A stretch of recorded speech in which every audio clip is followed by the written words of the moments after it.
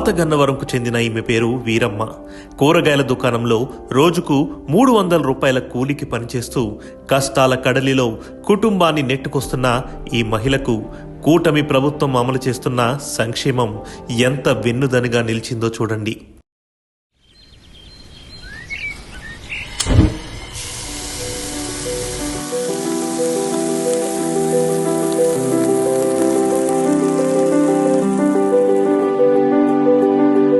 నా పేరు వీరమ్మ, మాది గన్నవరం. నాకు 3 పిల్లలు. నా భర్త సంవత్సరం కింద చనిపోయారు. అప్పటి నుంచి నేనే కష్టపడుకుని నా బిడ్డలను పెంచుకుంటున్నాను.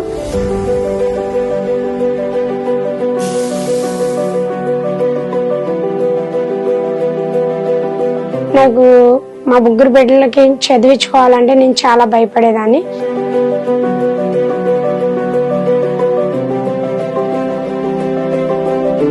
నేను ఒక పిల్లని చదివిస్తే ఇంకొక పిల్లకి ఏం చేయాలా అన్నది నేను ఆలోచించేదాన్ని.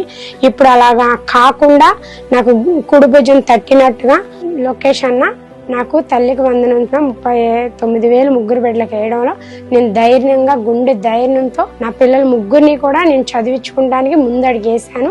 మా పెద్ద పాప కరాటే ప్లేయర్, గ్రీన్ బెల్ట్ లో నేను ఆపేశాను. వాళ్ళ నాన్నగారు రీసెంట్ గా చనిపోవడంలో తల్లికి వందనం అందిన తర్వాత ఆ పిల్లకి ఆ ఫీజు కట్టి మళ్ళీ నేను కంటిన్యూ చేస్తున్నాను ఆ పిల్లని.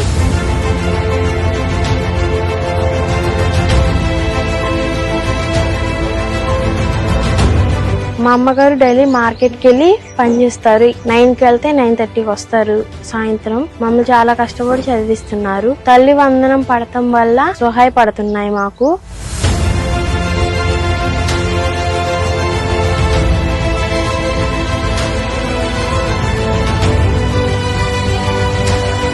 తల్లికి వందనం పథకం డొక్కా సీతమ్మ బడి మధ్యాహ్న భోజనం అమలు చేసిన నాటి నుండి ఆమె పిల్లల గురించి ఎలాంటి దిగులు లేకుండా పనికి వెళ్తుంది.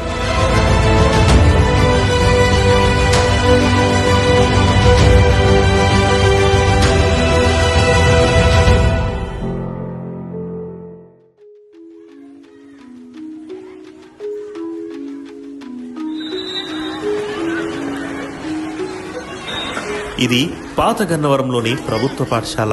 ఇక్కడ వీరమ్మ పిల్లలే కాదు, కొన్ని వందల మంది పేద మధ్యతరగతి తల్లిదండ్రుల పిల్లలు చదువుతున్నారు.